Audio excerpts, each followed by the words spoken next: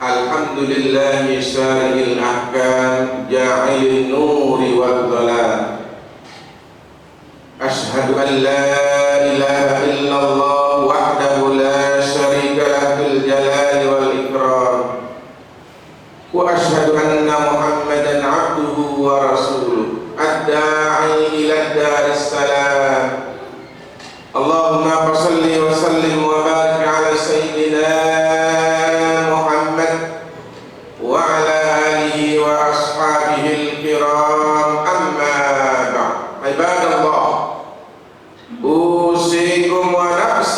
bitaqwallahi wa ta'atihi la'allakum tuflihun.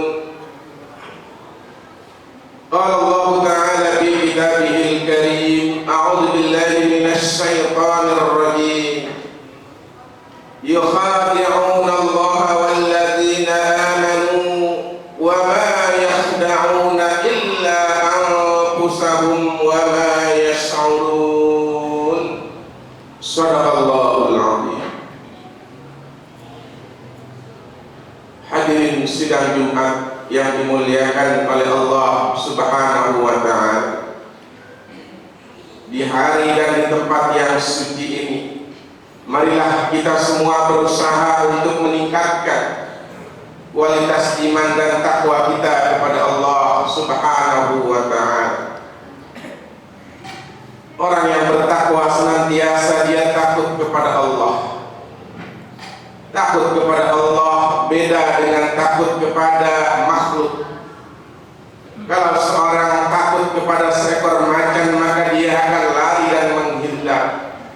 Tapi takut kepada Allah, justru kita harus mendekat sedekat-dekatnya untuk mencari ridha Allah Subhanahu wa ta'ala. Orang yang bertakwa juga harus memiliki perangai sikap perilaku yang baik dan indah. Orang yang bertakwa juga selalu merasa puas dengan apa yang diberikan oleh Allah meskipun itu sedikit. Dan orang yang bertakwa selalu untuk menabung bekal kepentingan nanti di hari yang sangat abadi, yaitu di akhirat kelak, dengan bekal ketakwaan kepada Allah Subhanahu wa ta'ala. Hadirin sidang Jumat yang dimuliakan oleh Allah Subhanahu wa ta'ala,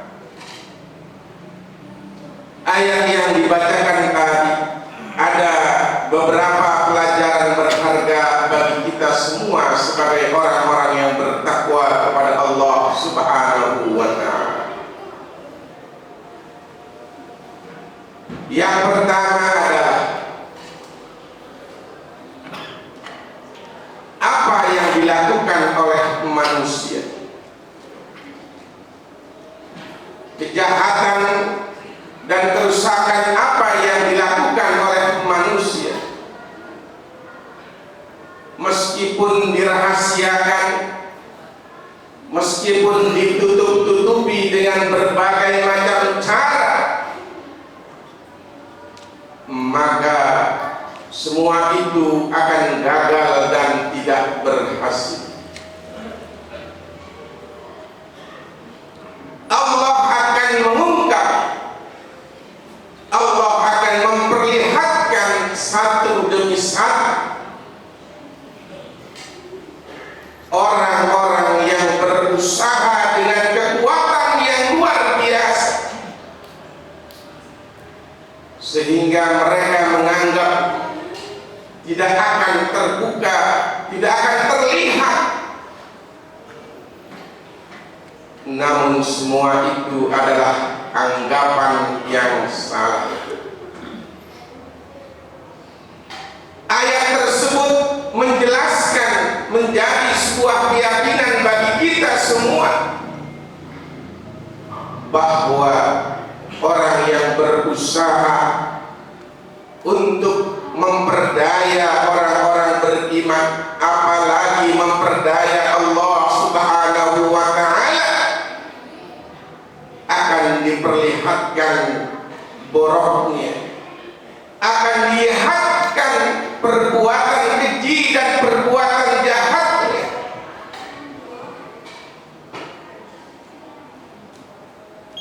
wa makaru wa makarallah wallahu khairul makirin. Mereka berusaha untuk mengadakan tipu daya kepada Allah Subhanahu wa ta'ala, namun Allah lebih baik daripada apa yang mereka lakukan. Oleh karena itu, kita membaca kondisi kontemporer saat ini, tidak diperkirakan, tidak diduga-duga, begitu Allah memperlihatkan kejahatan, kerusakan, kezaliman yang mereka lakukan terhadap orang-orang yang tidak berdosa. Padahal mungkin orang sudah mengira ini tidak akan terungkap, tidak akan terlihat. Sekali lagi, bahwa kita yakin Allah Maha Kuasa, Maha melihat, Maha bijaksana, Maha adil, akan diperlihatkan mana yang salah, mana yang benar, mana yang hak, mana yang batil. Wa in tubdu ma fi anfusikum aw tukhfuhu yuhasibkum bihillah. Allah menjelaskan apa yang engkau rahasiakan, apa yang engkau perlihatkan, apalagi menjadi keyakinan kita bahwa Allah akan membalasnya, Allah akan menilainya, Allah akan memperlihatkan. Oleh karena itu, dalam ayat tersebut menurut para ulama, tipu daya mereka kepada orang-orang yang beriman, kepada orang-orang yang bertakwa, dengan cara memperlihatkan bahwa dirinya seakan orang baik, seakan orang yang benar, tapi sesungguhnya dia menyimpan rahasia kejahatan dan kejelekan yang dia lakukan. Wa hum yahsabuna annahum yuhsinuna sunnah, menganggap bahwa apa yang diperbuatnya itu adalah benar dan baik, padahal semua itu adalah penuh dengan kejahatan dan kezaliman. Hadirin sidang Jumat yang dimuliakan oleh Allah Subhanahu wa ta'ala, maka Allah Subhanahu wa ta'ala memberikan jalan bagi orang-orang yang sudah terlanjur berbuat dosa, berbuat maksiat, berbuat jahat, untuk segera bertobat dan minta ampun kepada Allah dan kepada orang yang dia berbuat salah kepada.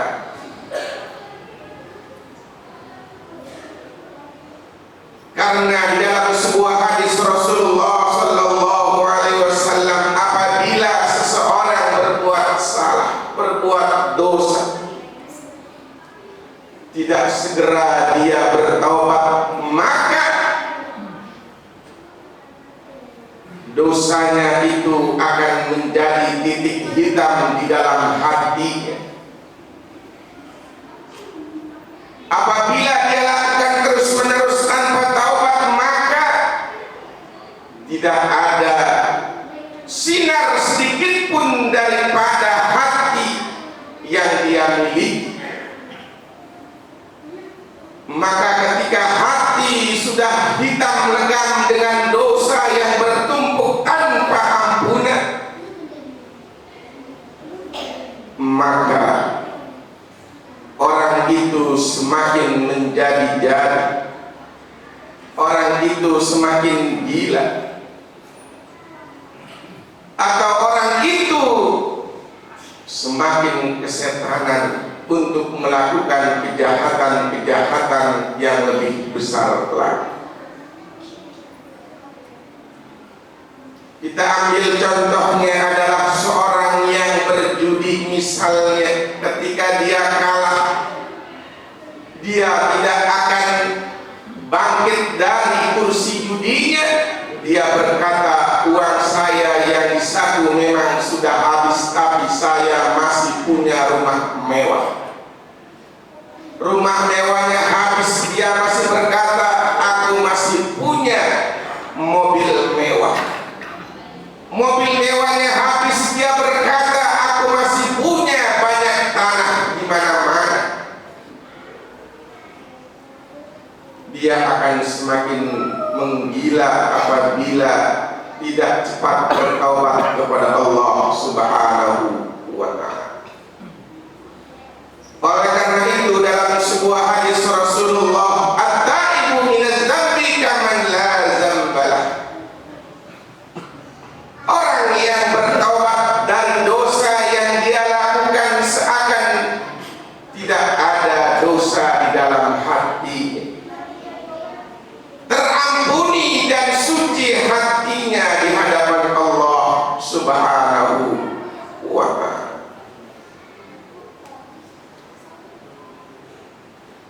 Oleh karena itu, hadirin sidang Jumat yang dimuliakan oleh Allah Subhanahu wa ta'ala, apa yang pernah kita lakukan dari perbuatan dosa, perbuatan maksiat pada masa yang lalu? Janganlah kita menutup-nutupinya. Janganlah kita merahasiakannya. Allah pasti akan memperlihatkan. Segeralah kita menghadap Allah untuk bertaubat, untuk meminta ampun kepada Allah Subhanahu wa ta'ala. Karena sekali lagi, dosa yang bertumpuk tanpa ampunan, maka seseorang akan lebih sadis dan akan lebih menjadi-jadi di dalam perbuatan dosanya tersebut. Oleh karena itu,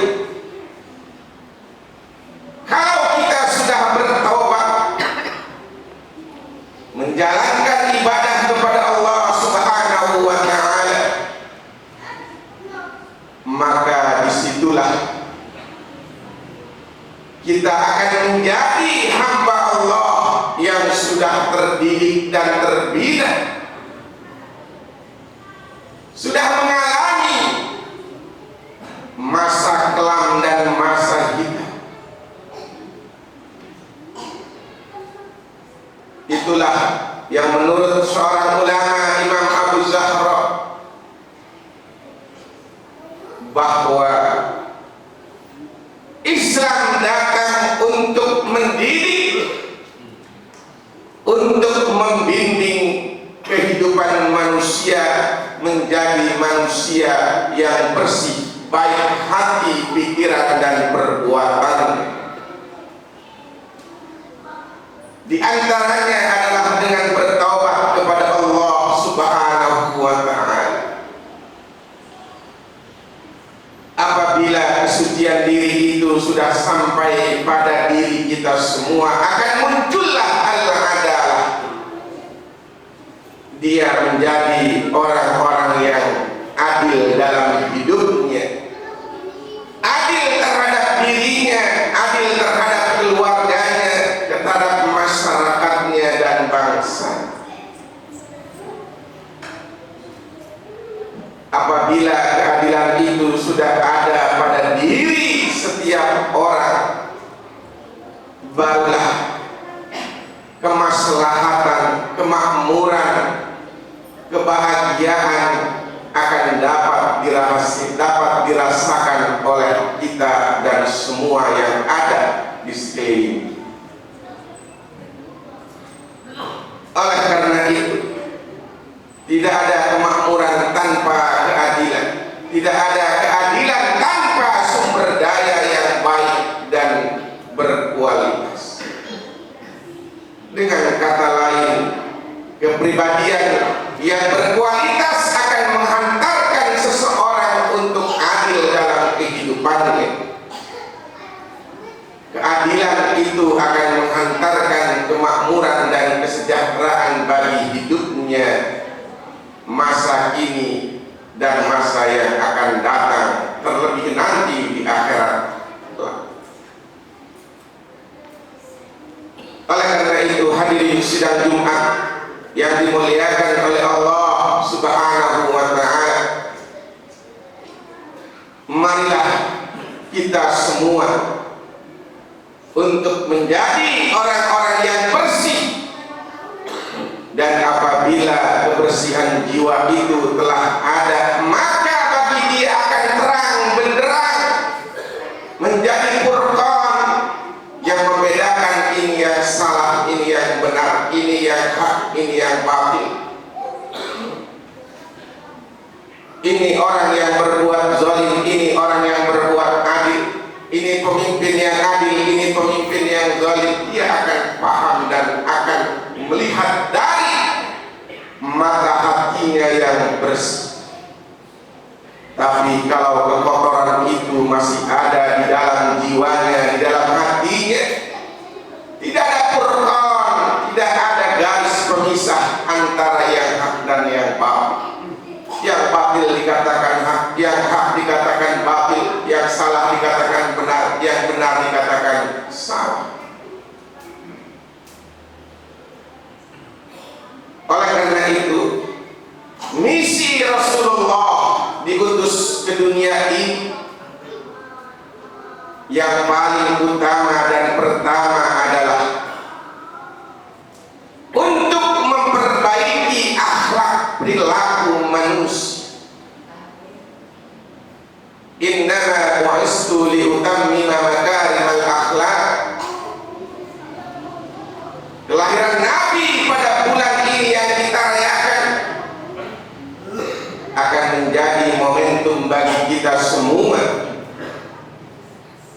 untuk mencontoh sebagai makhluk Allah yang paling mulia, yang paling bersih, yang paling suci, yang paling indah akhlaknya,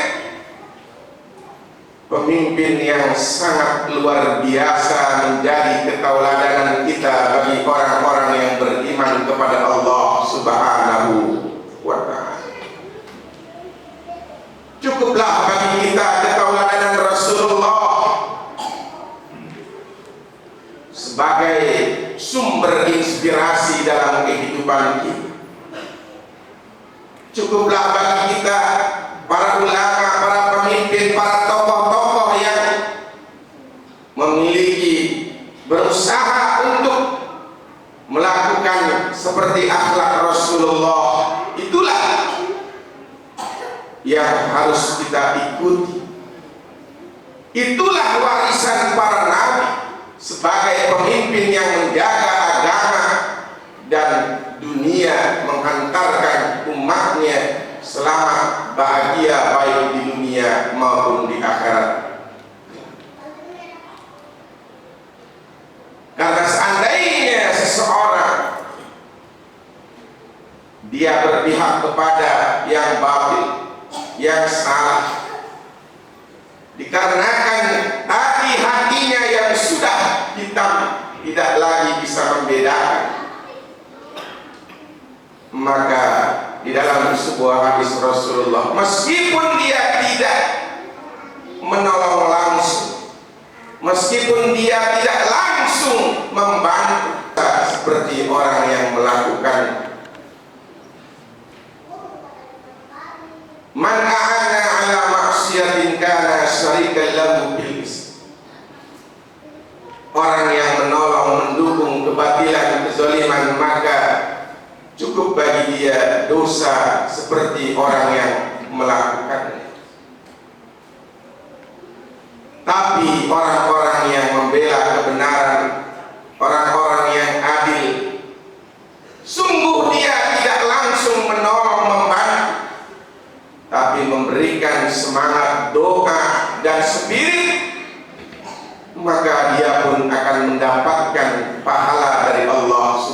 subhanahu wa ta'ala. Laha ma kasabat wa 'alaiha ma kasabat.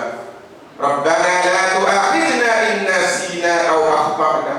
Rabbana wa la tahmil 'alaina isran kama hamaltahu 'alal ladzina min qablina. Mudah-mudahan melalui khutbah Jumat yang singkat ini, waktu umur kita sangat singkat, maka tidak ada waktu bagi kita untuk melakukan hal-hal yang dapat menodai hati kita yang bersih ini. Tidak ada waktu bagi kita untuk membela yang zalim. Maka persembahkanlah sisa umur kita ini untuk selalu berada di jalan Allah Subhanahu wa ta'ala, selalu berada pada yang hak. Mudah-mudahan ini menjadi jembatan kita menjadi husnul khatimah, mendapatkan ridha dan surga Allah Subhanahu wa ta'ala. Barakallahu li wa lakum bil Qur'anil azim wa nafa'ani wa iyyakum bima fihi minal ayati wa dzikril hakim wa taqabbala minna wa minkum tilawatahu innahu huwal ghafurur rahim.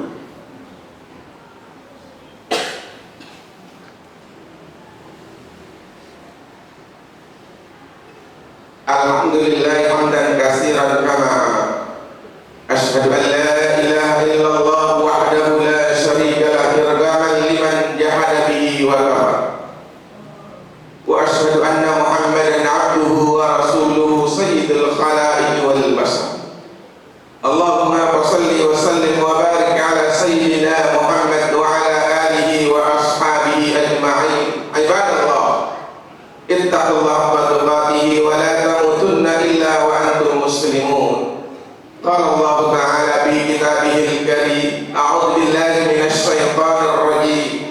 Inna Allaha wa malaikatahu yusholluna 'alan nabi ya ayyuhalladzina amanu shallu 'alaihi wa sallimu taslima. Allahumma ighfir lil muslimina wal muslimat wal mu'minina wal mu'minat al-ahya'i minhum wal amwat. Innaka sami'un qaribun mujibud da'wat ya qadiyal hajat. Ya Allah, perlihatkanlah kepada hamba yang hak itu adalah hak, dan berikanlah kekuatan hamba untuk mengikuti dan menjalankan. Ya Allah, berikanlah yang salah, yang batil itu batil, dan berikanlah kekuatan hamba untuk menjauhi dan menghindarinya. Ya Allah, berilah sisa waktu hamba, umur yang sebentar lagi ini. Ya Allah, umur yang selalu dalam keberkahan, dalam ibadah kepadamu, dalam ketakwaan kepadamu, sehingga akhir hidup hamba dapat mencapai prestasi tertinggi, yaitu mencapai ridha dan surgamu. Ya Allah, ya Allah, berikanlah pertolongan kepada hamba, keluarga hamba, umat Islam, bangsa ini, dan para ulamanya. Ya Allah, dari kejahatan orang-orang yang zalim dan orang-orang yang fasik. Ya Allah, hamba hanya memiliki doa sebagai senjata yang dapat bisa untuk mengatasi semua bentuk kezaliman yang dirasakan. Ya Allah, Rabbana hab lana min azwajina wa dzurriyyatina qurrata a'yun waj'alna lil muttaqina imama. Rabbana atina fid dunya hasanah wa fil akhirati hasanatan wa qina adzaban nar. Ibadallah, inna Allaha ya'muru bil 'adli wal ihsan wa ita'i dzil qurba wa yanha 'anil fahsya'i wal munkari wal baghi ya'idukum la'allakum tadhakkarun. Fadhkurullahal 'azima